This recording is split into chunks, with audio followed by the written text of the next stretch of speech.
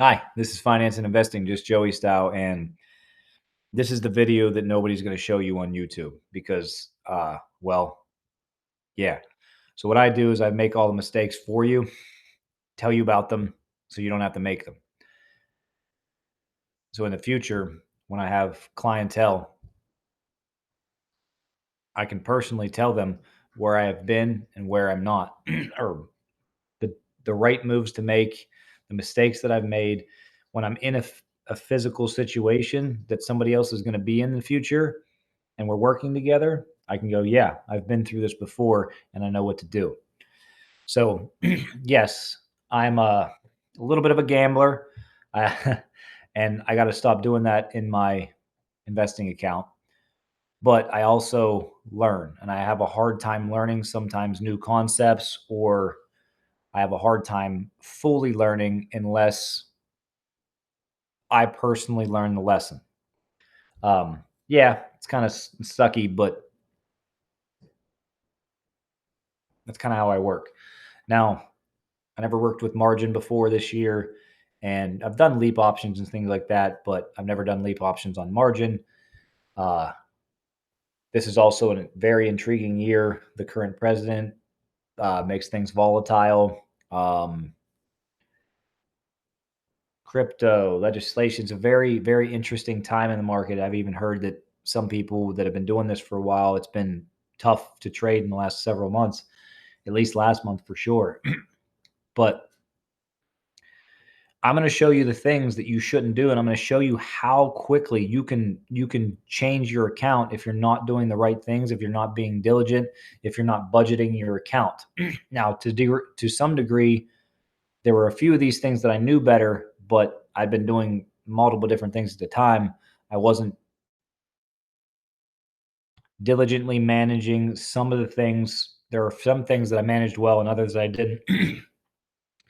And my margin, excuse me, was one of them that I did not manage well. Let me share my screen.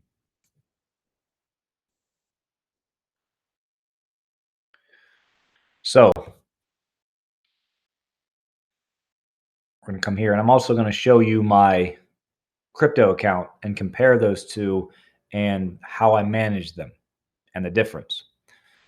So this is my stock account. As you can see, yeah, buddy, really far down, especially from year to date.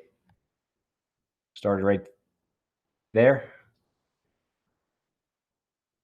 came all the way up to 85,000, up almost 40%, and now I'm down really big. Now, here, somewhere in this vicinity, I don't know exactly, I made a huge mistake. I started buying call options on a company that I'm very bullish on long term. However, I did not take some advice that I should have taken because it's tough for me to understand who to take advice from because I don't trust people. I also am kind of stubborn.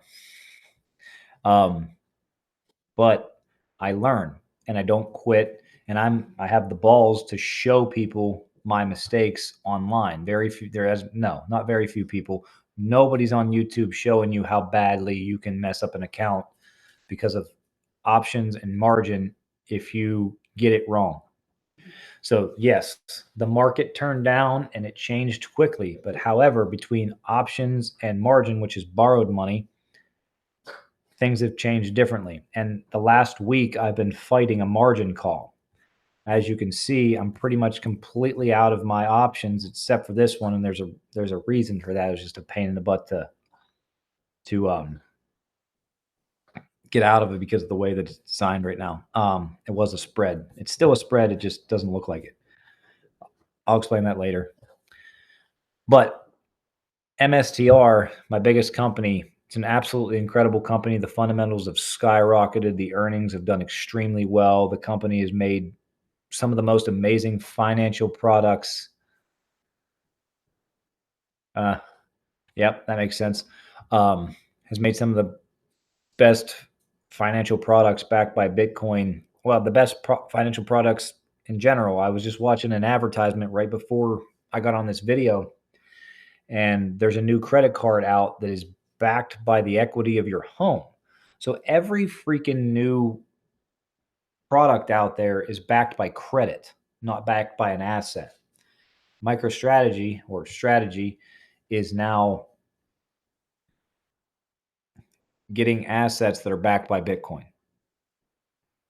Or I'm sorry, issuing credit backed by Bitcoin, backed by assets. So it's changing the game in finance, and it's going to do extremely well. But I've not managed this account well because of my call options. And then I didn't get out of my leverage until literally just a couple of days ago.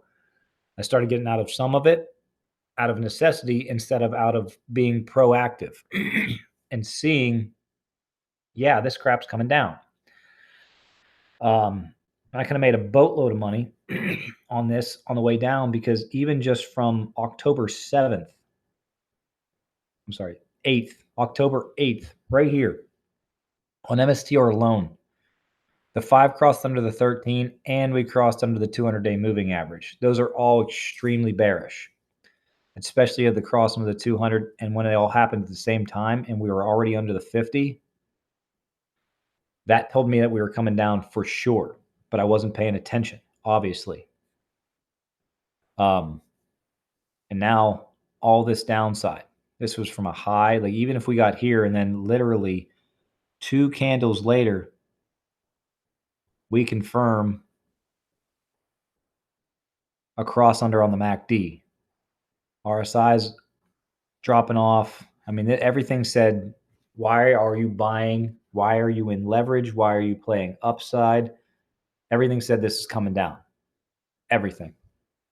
And even some advice that I didn't know how to take. So I'm starting to learn to take advice from people, specific people. Now there's some things that are starting to come back, but we're in a really big downturn. Like today was a horrible day. The government opened back up. Stocks fell. There was some news. I can't remember what it was. Doesn't matter. But I want to explain to you my account. So as you can see, I've been fighting a margin call. And now MicroStrategy, I'm to some degree stuck. Not stuck. I'm going to be in the play no matter what. And yes, I know the stock's going to come back up. I don't know when. I think $180 is the floor, but it can drop from there. Anything can drop. This is very, very undervalued, but it is holding up my account. And as you can see, it says I have $33,000 buying power, which is somewhat true. But if MSTR keeps falling, that changes my margin drastically. So margin, I highly, highly, highly recommend people don't use it ever. There's no reason for it. If you want borrowed money, borrow it somewhere else, but I don't even recommend that. And I've done that too. So do not go on margin ever, because the way that margin is calculated, the way that it buffers, the way that it goes into your account, if you're going to use margin, you have to be extremely, extremely experienced, and you need to use a very small portion of it. I suggest using 25% or less of your margin. But I actually suggest completely don't use it. Now, options. Options can be absolutely wonderful. But if you do an option, it's leveraged. So you're going to have an extended move above what would normally happen in the stock, either up or down. So if you're playing upside and it moves down, it's moving down twice as much, if not more, than you just losing the shares. Then if you're not on margin, it doesn't matter. If MSTR drops to $7 a share, I still own all of my shares and I have nothing that I have to sell or switch around or move because I'm not fighting somebody else's borrowed money. Also, something I discovered when you sell an option, it was very interesting because I got into a conversation that I didn't like because they weren't explaining it well. Because selling a put option I'm going to show you on a stock. Let's just go SoFi. Selling a put option and buying shares, buying 100 shares on a limit order are the same, but they're technically considered two different kinds of trades. And I don't know how much battery I have left right now.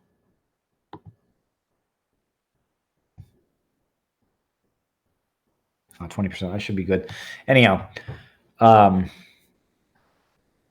because when we sell a put option, what we're doing is we're saying that we're going to buy 100 shares of stock at that price, at the strike price. So the strike price here. So if we wanted to buy 100 shares of SoFi, we could sell a covered call for next Friday, 8 days away, and say, you know what? I'd like to buy shares of this stock at 25 bucks. So put, sell. This is a contract you're creating with another person. So this is an agreement.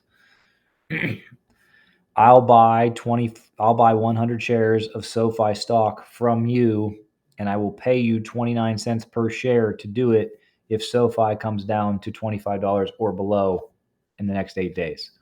That's what a put option is. That's all you need to think about when you're selling a put.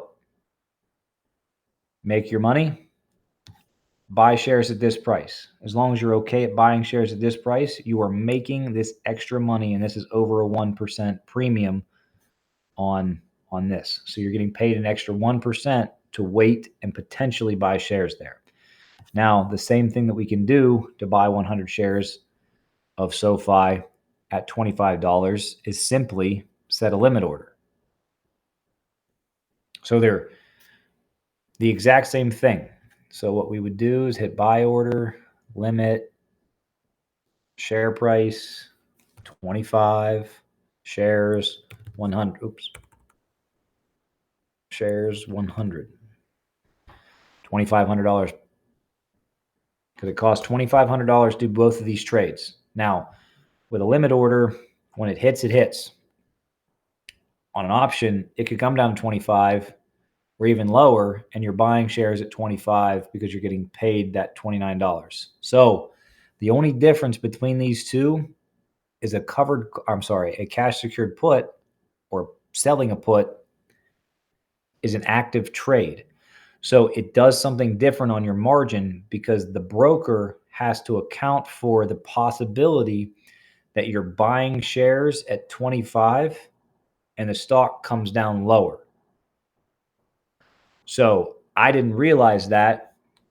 So there were some things that were going on in my margin that I wasn't sure how they worked. So this is another reason why I got on margin, so I could understand how it works, so I can inform everybody else why and how. So don't do it, because you're going to have extra money, especially if you're not diligent enough to manage it. I mean, I was on top of the world, not on top of the world, but I was making some pretty good calls. And yeah, and through here didn't pan out very well, but I played it very well because I wasn't leveraged and I wasn't on margin. And yeah, my account fell from here to here, which sucked. But this fall from here to here, see how extravagant that is? This fall would have been significantly worse if I would have been leveraged and incorrect like I was here. So you can blow your account up pretty darn quickly. So yeah, I have these shares, but most of my stuff is on margin. Now I'm in good things, but we're in a bad time. We're in an uncertain time. Market could come down even harder. There might be some things I have to sell. There's some things that are coming up. There's some things that are coming down. We're in a weird place, and we're in a really, really good buying opportunity. So this is another reason why it's very, very important to budget your account and always have cash. Always have cash, especially, I mean, even if you're doing long-term investing, like DCA is great. It's wonderful. Just put your money in there every week, every month, consistently throughout time into really good assets.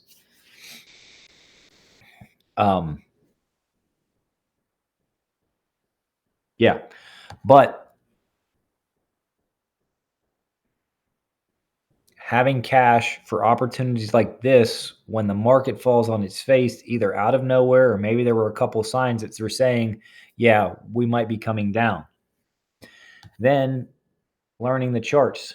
And the coolest thing is, dude, managing your own account to some degree, especially for me, there can be some emotions tied to your money. And now we're breaking down out of my channel. Ooh, that's no good.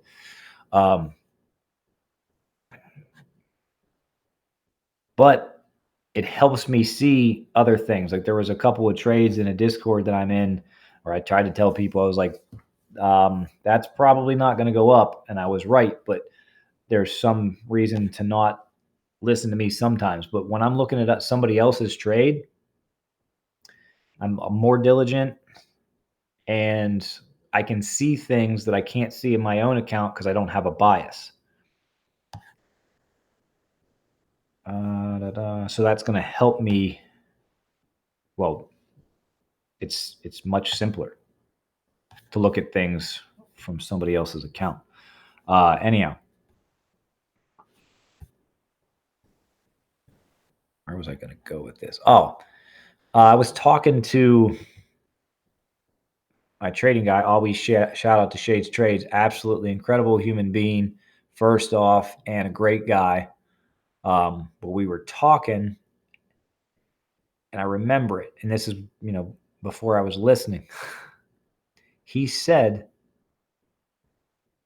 and I don't remember, it had to be somewhere in this vicinity. He said, if we drop below $290 a share, look out. And I'm like, I saw this right here, didn't hold, and it's pretty much right at 290, but I didn't know that wasn't enough confirmation for me anyhow. And there was an area back here. I think it was right here. Yeah, right there. This candle, 290. Actually, the low was 285, 289.62 is where the close was. So right here, this didn't hold before. So if it didn't hold before, that means there's a potential possibility that it didn't hold later. And it was a few days later, I asked him, I said, how did you see that? Because I didn't see that. And then he showed me right back here. This is where we broke down and we didn't hold. And then we came into all this downside. So history repeats itself. Didn't hold 290. That was another classic sign. If I was better at reading charts and better at listening to people that are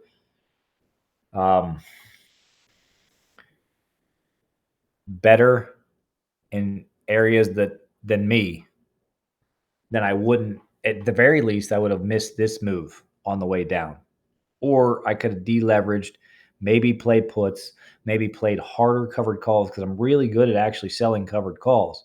But when the emotions get tied into your account, you question every daggone thing that you're doing. Oh, is that the right candle? Is that the right pattern? Is that the right this? Now, there is one thing in this whole shebang of downside, especially, it's this right here. This is RSI. This is Relative Strength Index. And it is extremely oversold on the daily candle. It's pretty much like never been here on this chart. Was it 28 there? That was back in April and March. Holy crap.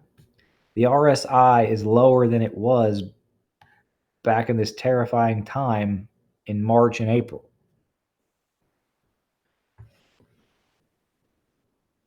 There's got to be a pop sooner or later for that to cool off. But it does not have to. It doesn't have to. We're oversold on the weekly time frame too. Extremely oversold. We have never been this oversold except for all the way back here in the bear market on the weekly chart. So there's big parts of me that think that we're very, very close to a bottom, but it's very difficult to tell because if we enter a bear market, It doesn't really matter. Now, I don't think we're going to, at least not right now, but we'll see. But yeah, so don't do this alone. Don't be stubborn. Learn what you can learn and know that you can butcher an account quick by being over leveraged on borrowed money and playing what sentiment or at least fundamentals aren't saying. Well, there was sentiment there. There was definitely reasons I had in my own head that were good to be playing what I was playing. But when somebody else, when you have that conversation with somebody else, you have to take heed of that. So, yeah, I've learned a lot. This is extremely exciting because this video, nobody's going to tell you this. Nobody is going to show you how terrible their account is. Nobody on YouTube is going to show you the bad moves. The bad moves. Like, man, if I would have done the 100% opposite of what I did here or even here, my account would probably be 150 grand instead of all the way down here. So now, yes, I do not have any plans to sell off a major portion of my MSTR position, but I will deleverage on the way down and I will buy shares again on the way up. Not too many because it's going to be on margin, but as MSTR rises in price again, my account will stabilize. Yeah. So there's a lot banking on MSTR right now, and I could sell everything off and be at a big loss and all that stuff, but I still believe in MSTR. I still believe that it's going to be significantly higher than it is. And right now I'm kind of stuck. I have other things to change and whatnot, but like I said, I think we're kind of close to a floor. But if things do drastically change again, I will have no choice but to make whatever. But yeah, it's been really interesting. It's been great learning these things. It's been great being able to show people this video and how bad you can blow your account up or when you don't know what you're doing. So the other thing is I had a conversation today about MSTR, HIMS, the heck was the other man, BMNR. Now BMNR is the only stock that I can't fully 100% long-term back right now because we don't know, we don't have enough information on how the company is going to fully work and integrate into the future. But Tom Lee is an incredible human being. I mean, he makes mistakes too, and Ethereum is a wonderful asset.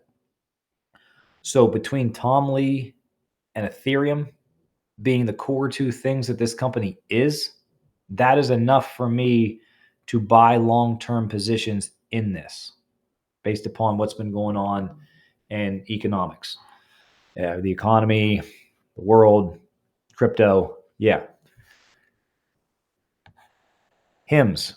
HIMS is healthcare. And there were some decent points brought up earlier about they had I think it was Novo.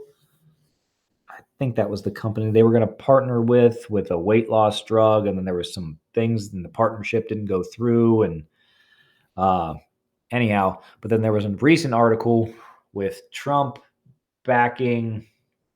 I can't remember the name of the company off the top of my head, but the Novo that was a very new article that Trump said something and backed this company. The Novo deal was like months ago that it didn't go through, so it's way old news. And then they brought it up again and showed into another article that this company was being pumped by the president. So it didn't really link up fully that HIMS was trash. But anyhow, HIMS, yes, you need to look at it as healthcare. And even if their GLP-1s don't really work out, which is a big thing, it's not the end all be all for their company. They have multitudes of product. They are vertically integrated. They own every aspect of their entire process. And they are an advertising genius. And they're subscription based. So you don't need to look at this company as healthcare. Yes, that's their overall model, but their business model is subscription based. You need to look at this like Netflix. And I'm telling you, in 2 to 5 years, this company is going to blow your mind. I'm really good at long term stock picking. I've been preaching up a storm about AMD all daggone year. And yeah, I'm a little bit of an idiot and I didn't buy any because I was very set on MSTR and I was very right on MSTR. And then and then the company started turning around. I was right on the stock price and the timing. And then I wasn't. AMD. AMD is a 12 times smaller company, even at this evaluation, and it's up 3x. Actually, it's up more than 3x since April. It's 12 times smaller than NVIDIA. It's a semiconductor company. They have new, I think they're called M1300 chips. They're an incredible chip, and they're adaptable, and they can change off workloads. I mean, I can't go all the way into the technical stuff, but I know how amazing they are. They're getting in the inference market. They're a cash flow king. Like, I mean, AMD has been a very undervalued played because NVIDIA has stolen the spotlight. And don't get me wrong, NVIDIA is incredible. My goodness, that balance sheet on that company is absurd. But they're a $5 trillion company. Now, yes, can they still grow? Absolutely, because numbers are fake. That's why everything keeps going up so high, because dollars are worthless. And I think that's another thing that people are missing in evaluations, because when the dollar gets devalued, we value everything by dollars. And if it takes more dollars to get to the same value, everything looks like it's significantly higher than it actually is. And that's why the government is stupid, because they created this whirlwind of crap since 1971. The dollar hasn't been backed by anything except for a promise. Yeah, not a good thing. MSTR is starting to come back up a little bit, and I do have a covered call open. But yeah, AMD, incredible, and I believe this company is going to do some incredibly good things in the coming 2 to 5 years. Same thing with HIMS. Also, SoundHound, great company. It still needs to be a little bit more reputable. They're growing their revenues. They're getting there, and I'm very impressed by them. But yeah, they're still kind of small, but they're getting there. But yeah, and then MSTR, I already explained it. But yeah, Bitcoin is so much better than a dollar in new financial system. That's what crypto is creating. We've got the Clarity Act. There's a draft out for it. And as long as the wording stays at least somewhat of what it is, it's a really well worded article for legislation for the crypto market. So anybody that's in crypto, yeah, it's looking good, but I don't know when it's going to pass. There's going to be some ups and downs with it. Crypto isn't just going to be straight up integrated. So MSTR is going to be volatile.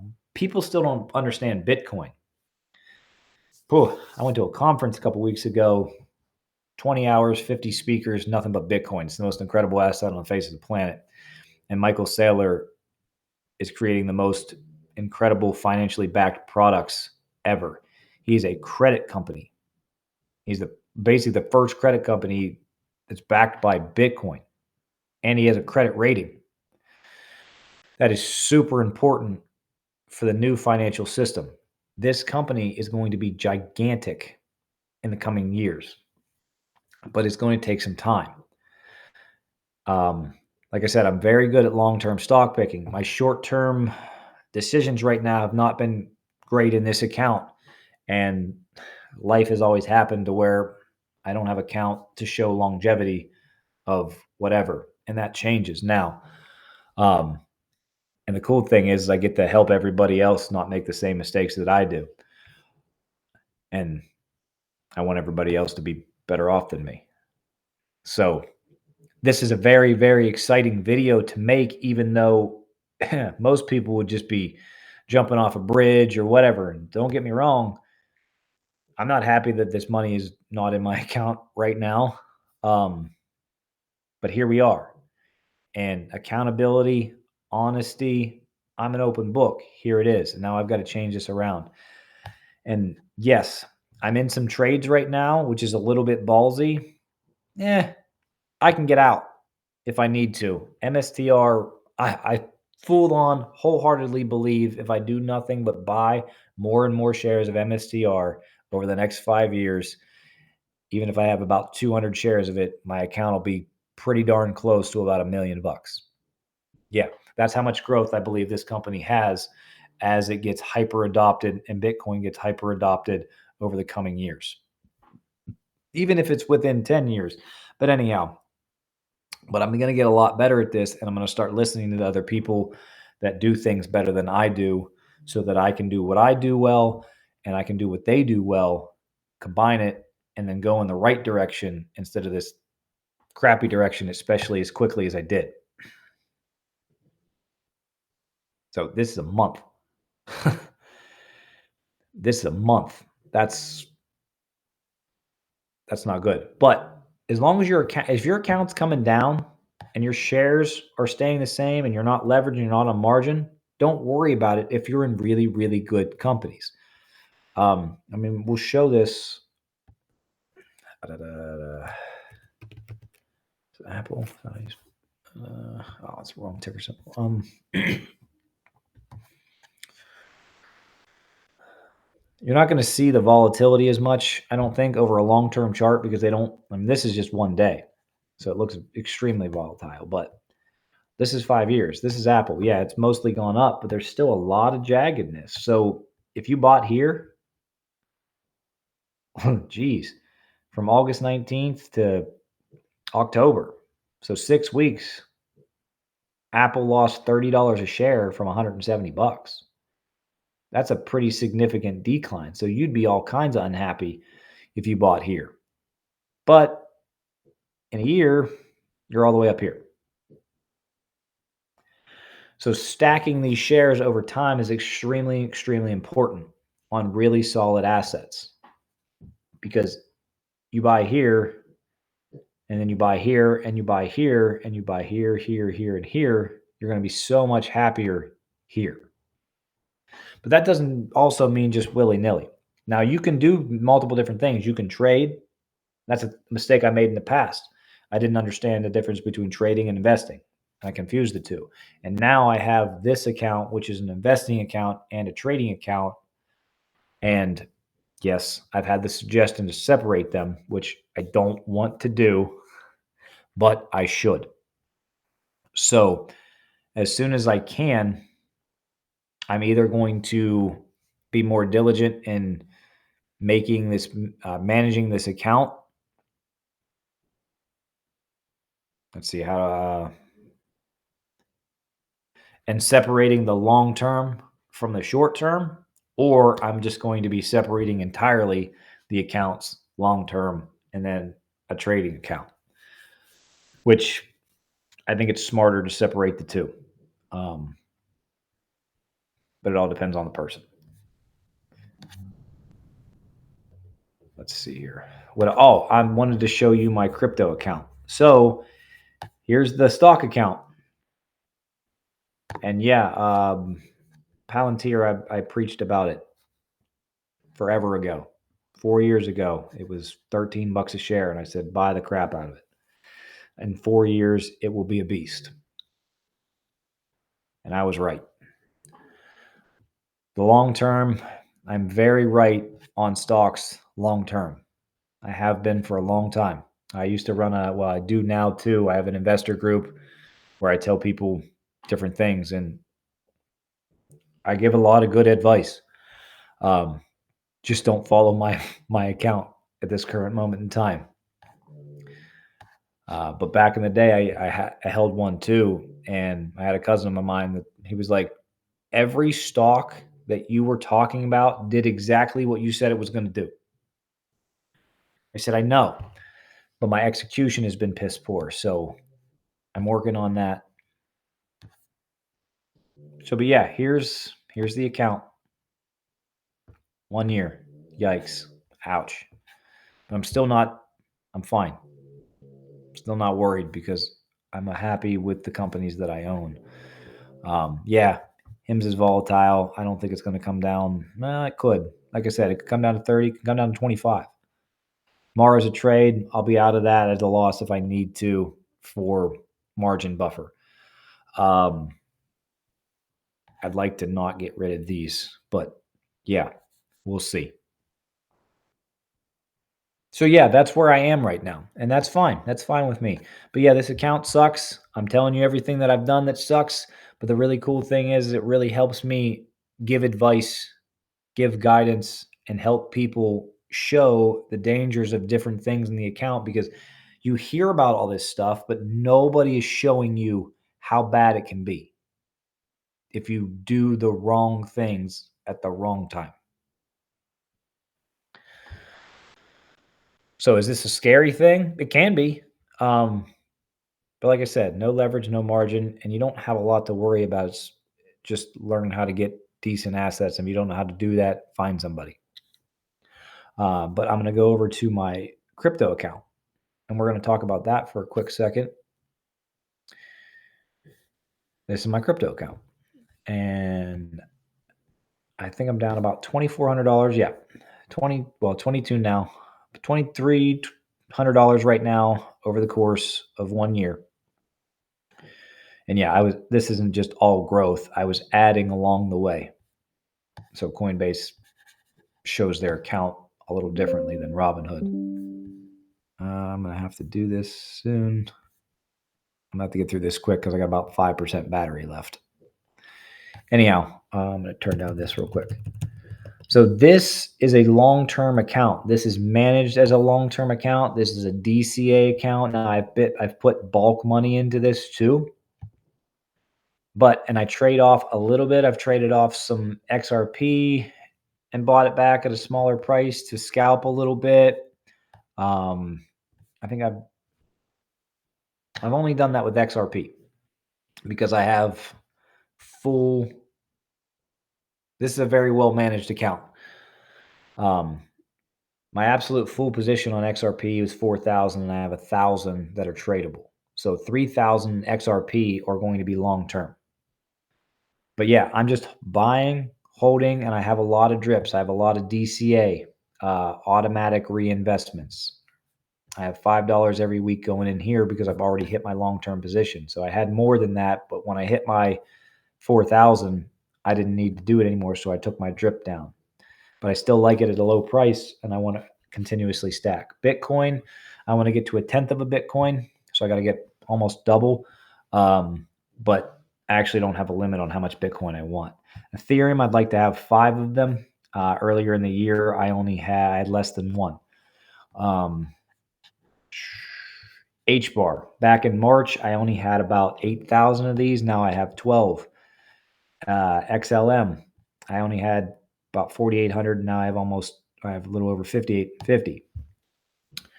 And then recently I got to my full position at 2,000 and 1,000 on Cardano and Ondo. I'm looking to get to at least 100 Chainlink, and I want to get to 1,000 Sui. So those are my long-term, that's my portfolio. Now I'll show you the extra ones here in a second. But Algo is also a long-term thing. Once I get to 1,000 there, I'm good. And then when I get to a position, I take the drip that I have on that and take most of it off. Like Ondo, I reached my full position. I took my whatever I was putting into it every week, and now I just have $1 going into it every week. So I'm still picking up shares of it because I like it. And $1 a week doesn't sound like a lot, but I'm at my full position. And as this goes up, I'm just getting more and more.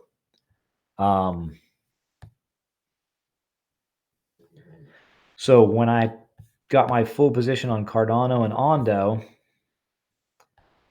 I like Solana and I didn't have any yet. So now I have a drip on Solana because XRP, Bitcoin, Solana, and Ethereum are the 4 big boys, I think, in crypto. And I think everybody should own some of it, some of each of them. Bitcoin's the best. But now I have a drip on Solana at $2.50 a day.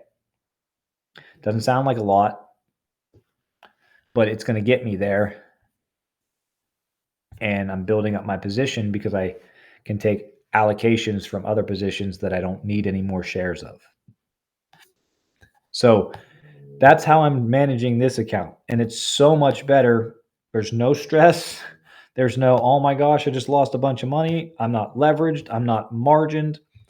And I even have a little bit of cash, which I'm terrible at having a cash position because I like to be invested over time. But I'm getting better and better at holding cash. Now, I don't have a ton of cash in here, and this is for buying opportunities. And usually I deploy it when I get it, but I'm holding off. So, learning, implementing, that's very important. But this is finance and investing, just Joey style. On I wanted Pepe, Crow, Pump, and BitTensor. I really like this one. I don't know what it's going to do in the future, but right now it's got my intrigue, and I'd like to get at least one and go from there. But these ones, I've just been, anytime that I scalp something like $10 here, $20 there, I put it in different things that catch my eye that I think are going to do well over time. And now I have basically free 8,000 shares of Pump.Fun. If it does something in 5 years, great. Same thing with Crow. I got 257 free shares.